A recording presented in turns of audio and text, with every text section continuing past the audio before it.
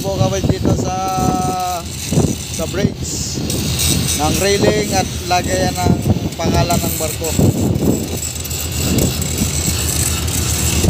Habang yung electrician naman ay magre-repair nitong GPS. Yan. Durog na. Maraming tanggal na wire, nasira ang GPS.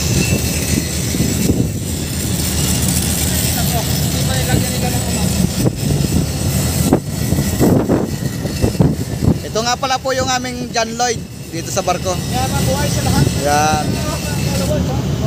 Yan po.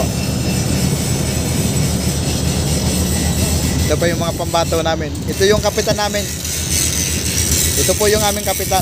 Mabuhay ha, captain ng barangay ha. Barangay captain ha. Ito po yung aming electrician na mahusay.